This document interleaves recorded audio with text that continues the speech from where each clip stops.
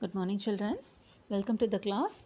See, last class we were learning about what is correlation, what are the types of correlation, and how correlation is divided based on the direction of the values, on how the values change, and based upon the number of values. Correlation is divided into simple, multiple, and partial correlation, and based on the consistency of how the ratio of changes between the two variables. Based on that, we divided into, we learnt as linear and non-linear correlation. Now, how to study the methods? The methods of studying correlation, we can ascertain. There are two, the various methods of ascertaining whether the two variables, given variables, are correlated or not. What are those methods? First thing is scatter diagram method. A very simple method to understand how the two variables are correlated to each other, whether they are positively correlated or negatively correlated, whether the degree of correlation is very high between the two variables. All those will be learning under the scatter diagram. Now, and then other three methods are graphic method, Karl Pearson's coefficient correlation, and the last one is method of least squares. Out of this, we'll be learning about the scatter diagram today, and the other method, the graphic method, is also a simple one. Using the graphical representation, how we will be understanding the correlation between the two given variables will be learning. And regarding the remaining two methods, it is based on your sums are given, based on which I shall take using the direct video method. So today we shall learn about scatter diagram method and the graphic method. Scatter diagram method. See here, the two variables are predicted on the graph. What are we, if the points are being plotted, taking into consideration the values of the variables. Okay, see, for example, if the x value is this much, what is the corresponding y value? Points are plotted on the graphs, and the nature of the points that are portrayed shows the relationship between the two variables in a graphical form. Sorry. When you look at this diagram, you would be able to understand. See, this is a scatter diagram. The picture of the scatter diagram is given. I want all of you to have your book also. Page number 267 you can take.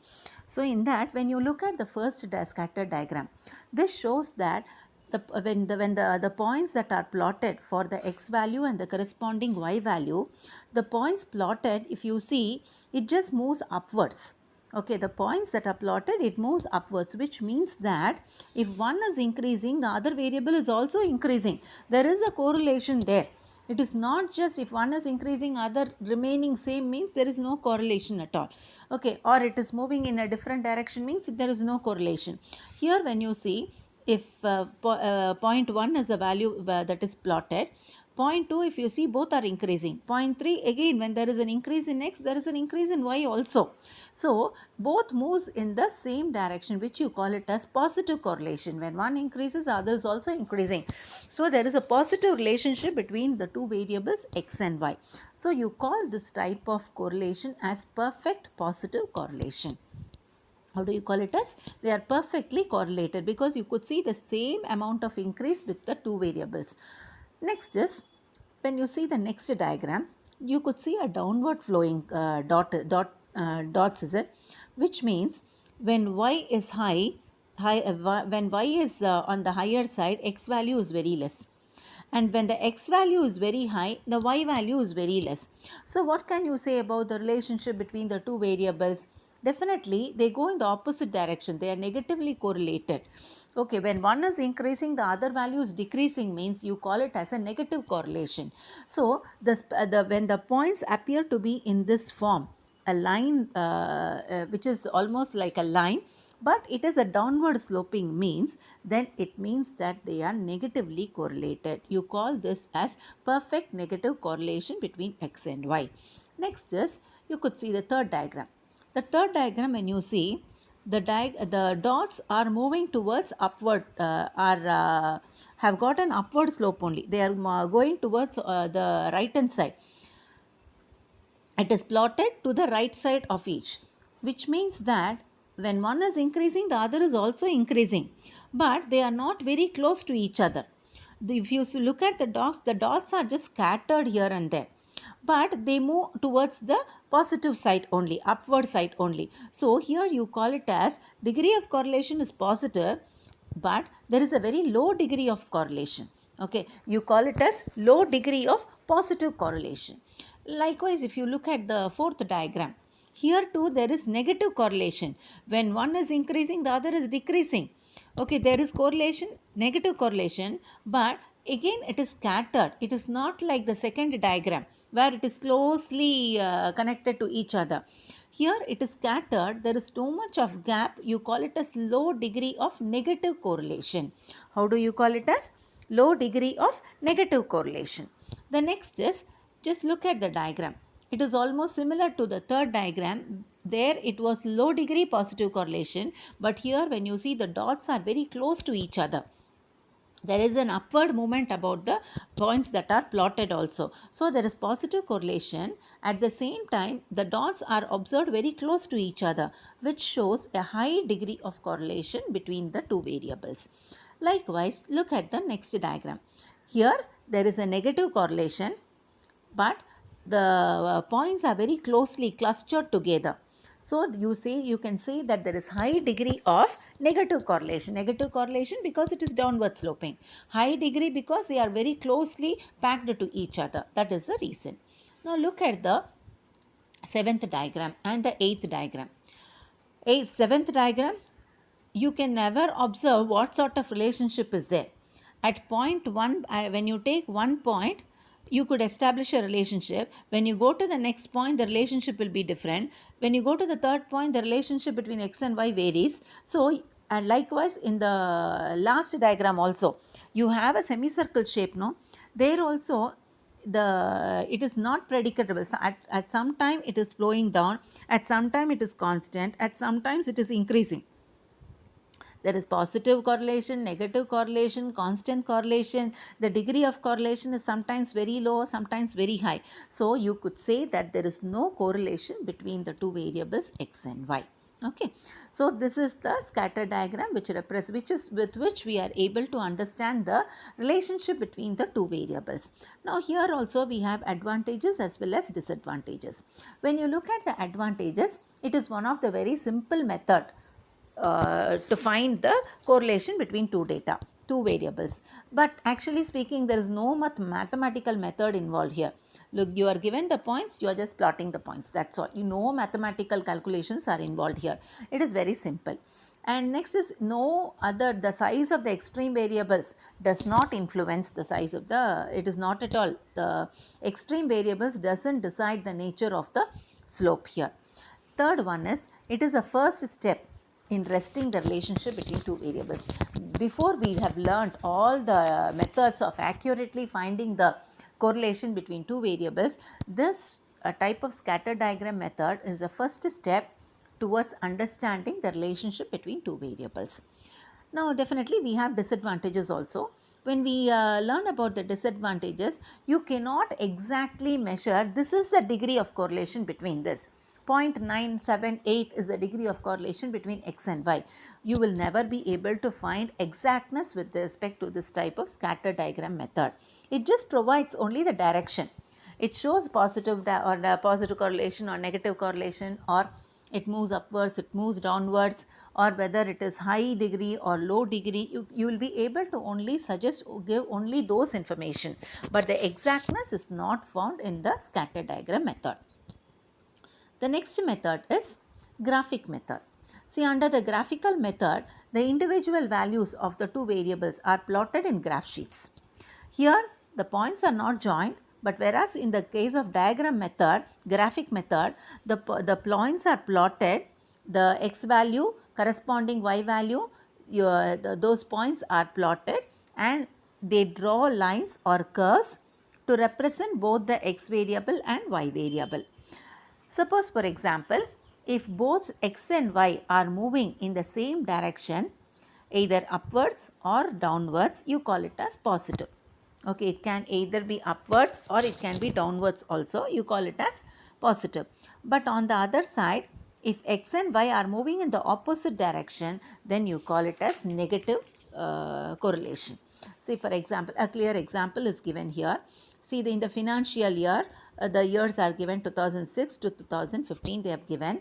Two variables here taken here are we are going to find what is the correlation between the public sector investment and the private sector investment. How much percentage of money has been invested by the public sector as well as the private sector. See, this red color represents public sector's investment. Blue color graph line represents the private sector investment. When you look at the graph, you are able to understand that the public sector investment, it has increased in the year 2006. There is a fall. Again, there is a slight increase in 8. Then there is a drastic fall in 9, 10, 11. And in between 11 and 12, it has touched the low ebb and it has started to increase. Okay, and then in the mid of 2014, between 2013 and 14, it has reached, it has increased, and again there is a downfall also. So this is the nature of public investment. Next, when you look at the private sector investment, this is shown by the blue color graph. When the public investment is slightly increasing, there is a fall in the private investment. Okay, here there is negative correlation. And when you see the next change, when there is a fall in the red, there is a slight increase in the blue color line, which shows again negative correlation.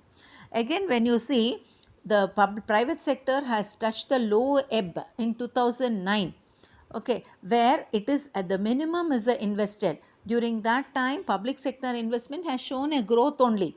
But when you look at 2012, you could see the public sector also has shown low ebb. Private sector investment is also at the low ebb. So at this point, they are positively correlated because both are what? Moving in the same direction. So this type of prediction or understanding the relationship between two variables, you understand using the graphical method. The next is about the Karl Pearson's coefficient of correlation. Here you have got three formulas. I can definitely use only a video class or I have to do the sum and make you understand, which I shall do in the next video only. When I go with a video, I cannot just keep on shifting from this format to the other format. Now next let us learn about the other concept called as regression. We shall learn about regression. Regression. Where did this regression concept evolve from? See, this the term regression, it was first used by Francis Galton in the year 1877 when he was studying about the relationship between the height of fathers and the sons. See, normally it is assumed that in a family where all the people are tall, are above average, if they are tall, if their average height is above normal, means the child who is likely to be born in that family is also assumed to be in the average height of all the family members belonging to him. Okay, so on the other hand, when see almost thousands of people were taken for survey, and they were able to understand that there was a regression towards the average height. See, for example, if mother is short and father is very tall, okay, what can you say about the height of the son then? You can never predict. Okay, so here what they did was the average height of the family, the son's height was moving only towards the average, it seems. Okay, it was not moving towards his father's height, or it was not moving towards his mother's height. He was neither the height of his mother or nor the height of his father. But the height of the son was almost, it was regressing or moving towards the average height of the population that is taken as a whole.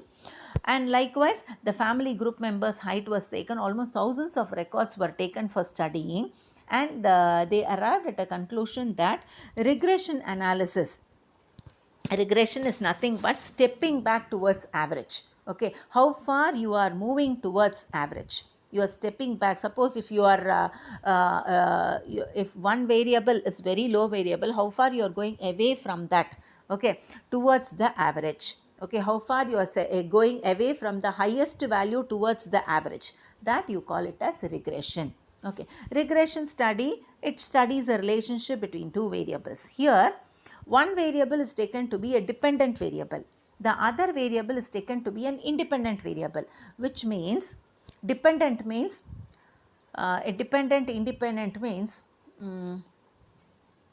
independent variable, it changes as such. Dependent variable means when there is a change in the independent variable, there is a reflection of change in the dependent variable. Dependent means in Tamil you say saarndu irithal. Okay, this is totally dependent on that. If see for example, if y is considered to be independent, that is it is not influenced by anything. If x is considered to be an independent variable and y is considered to be a dependent variable, means when there is a change in x, x will change according to its own. No one will influence x value. But when there is a change in x value, what is the resultant change in the y value? That you call it as independent variable. So regression equation, it is an estimated, it is used to estimate the value of y corresponding to the known value of x. When there is a change in the x value, definitely it will affect the value of y also. So the line describing the tendency to regress or going back was called by Galton as regression line. How did he describe that? How far it is moving. How far, see, y value will change according to the change in the x value, no? How far it is moving towards the average, that you call it as regression line. Now, the distinction between correlation and regression, again it is, I think it is a 3-mark question, 5-mark question. Just a second, wait. No children, you need to understand correlation, regression, the meaning. Here correlation means it shows the relationship between the two variables. Two or more variables will be taken. See, multiple correlation means more than 3 also you can take. Either they can move in the same direction or they can move in the opposite direction, anything can be. Whereas regression, if you see, it is going back away from the, it is going back, and it is almost a measure of averages. Whenever we say average, definitely there is a mathematical measure involved in it, is it? You do some calculation to arrive at the average. So there is a relation, mathematical measure about the relationship between two variables. Next is here both the variables are random variables only, but whereas here it may be random or it may not be random. Okay. The third distinction is it finds the relationship between, it finds out the relationship between the two variables. It doesn't analyze this, because of this only this has changed. There is no cause and effect here.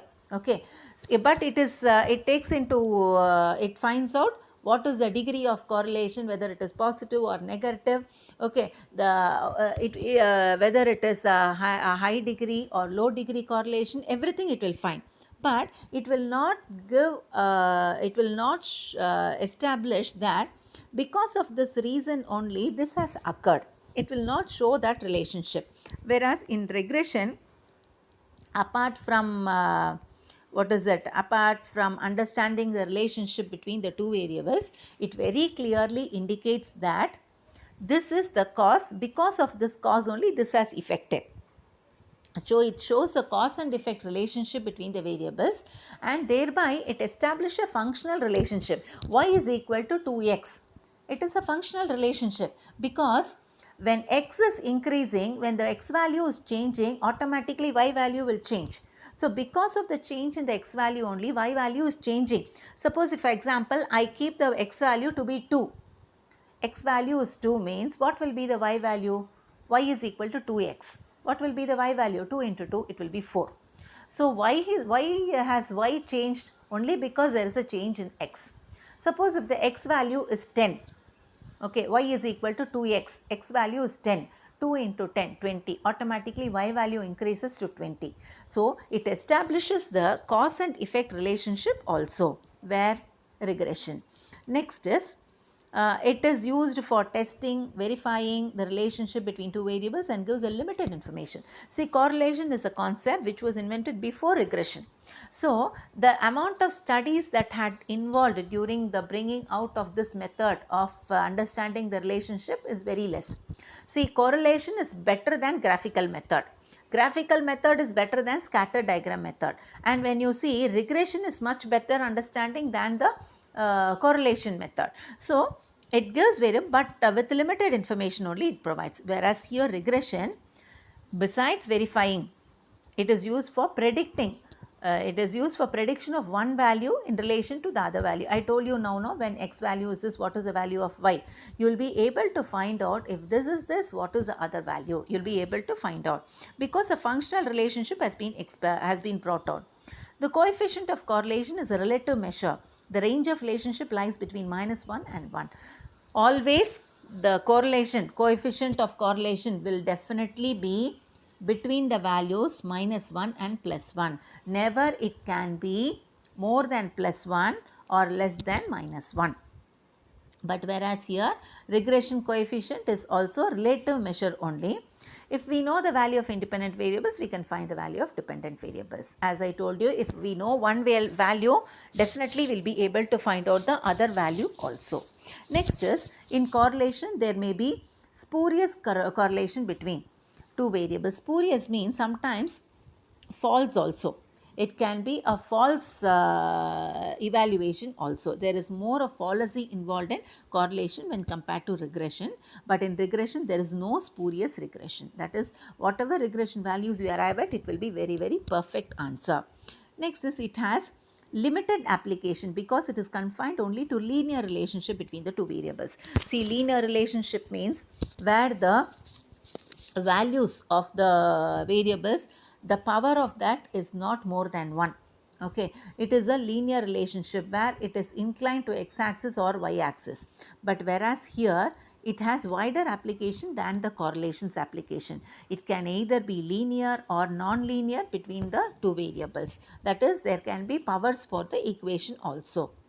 Next is, it is not very useful for further mathematical treatment. When we learn about the correlation, you can never put the correlation values for further studies, or based on that you can never do any other researches having the correlation values. But whereas with the regression values, you will be able, this regression values are can be put to further mathematical treatments that could be used as a mathematical tool to find some other concepts.